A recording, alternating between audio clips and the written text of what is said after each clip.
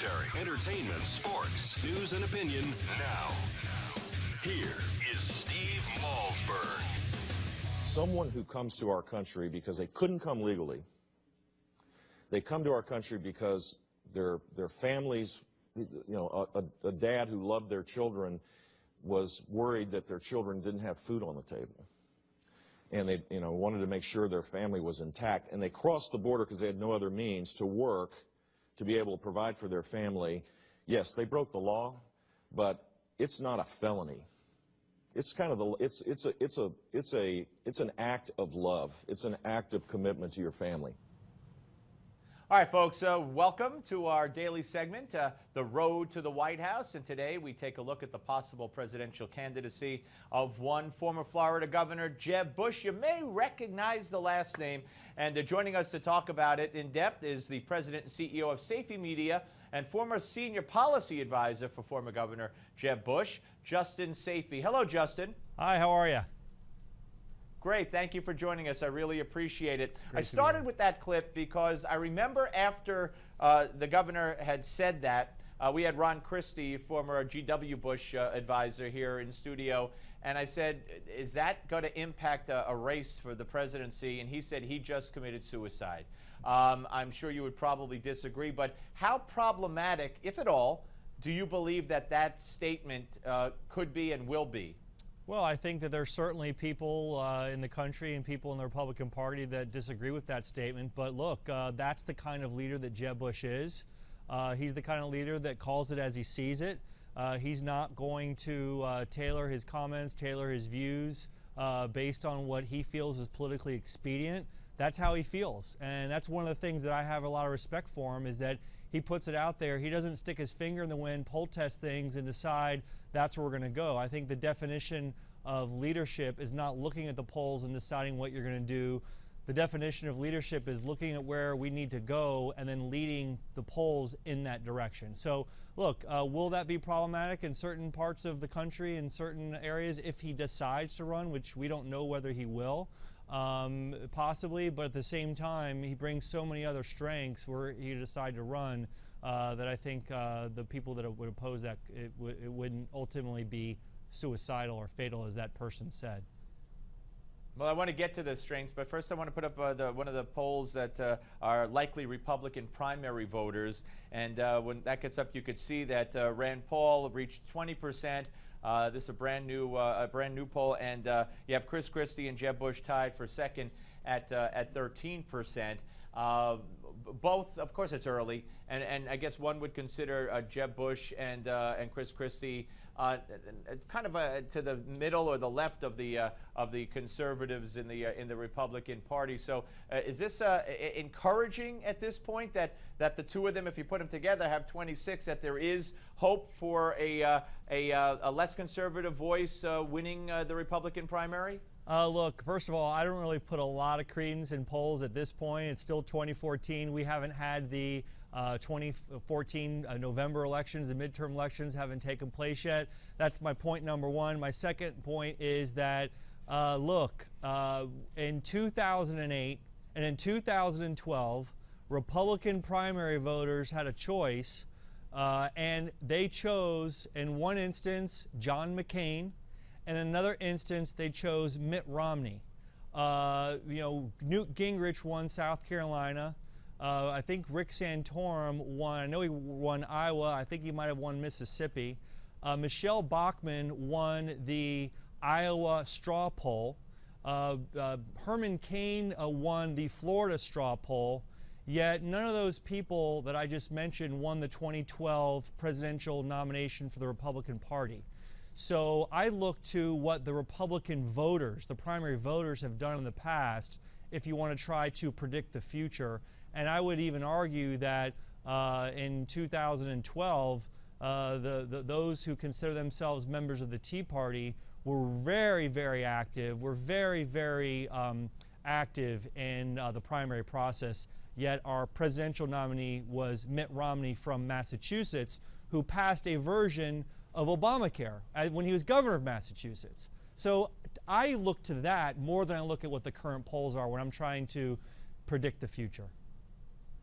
All right, fair enough. Absolutely, these are very early polls, but they are at least an indicator of the present. And so is this one, where Hillary Clinton head-to-head with Jeb Bush, which brings me to the statement. You see Hillary Clinton 48 and Governor Bush 41, which brings me to the statement made by Jeb Bush's mom, the former First Lady, who basically said, you know, we've had enough Bushes in the White House. Let's look somewhere else. And here's what President George W. Bush had to say, not in direct response to that, but it was after that. Let's watch. I thought you were going to say Jeb Bush. Well, he would be great. You know, 2 words. He would be a marvelous candidate if he chooses to do so. He doesn't need my counsel because he knows what it is, which is run. But whether he does or not, it's a very personal decision. So who's right when it comes to, if you could put a gauge on what they call Clinton fatigue, Bush fatigue, in this case Bush fatigue maybe. Is it Barbara Bush who said we've had enough Bushes? She may change that tune. She may have changed it already, but she did say it. Or George W. Bush who says run, you'd be great, run. Where do you think the public is with the Bushes and then extended to the Clintons? Well, I guess we could look at polls to see that, but look, I think that, you know, and it's been said before, I think Mrs. Barbara Bush has said this, that, you know, we are a big country, we have a lot of talented people in this country, and so I think it's perfectly natural to ask the question of, you know, the fact that, you know, people would ask about Hillary Clinton being the spouse of Bill Clinton, former president, and people will make the same observations about Governor Jeb Bush and the fact that his father was president, his brother was president. I think at the end of the day, ultimately, the American public will judge every candidate on his or her merits, and that's the way it should be, and not based on who their brother was or who their sister was or who their father was or who their mother was. I think at the end of the day, when the American people and the American voter goes to vote who they want to represent them in the Oval Office, they'll make their decision based on the qualifications and the experience of the person that's seeking the nomination or seeking the presidency. So does it have an impact? Sure it does. Will it ultimately be decisive by Election Day? I don't think so. And again, I would say this with respect to any candidate.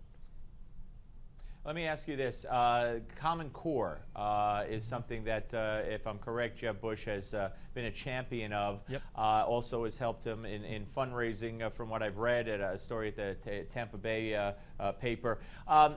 There's a lot of dissatisfaction with Common Core around the country, especially from parents, as well as some educators. Is this something else, another obstacle that he might have to overcome?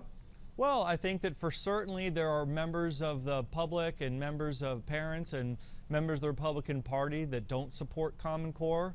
Again, Governor Bush has supported it from the beginning, continues to support it, has said publicly that he doesn't think that that the fact that there are people that oppose it are a reason for him to change his views on that. So will there be people that select Common Core as the single defining issue as to how they vote in a presidential nomination? Perhaps there are, but I think other issues like leadership, like what's going on in the world right now, you know, you look to the Middle East, you look at what's happening in China, you look what's happening in other parts of the world, in Venezuela.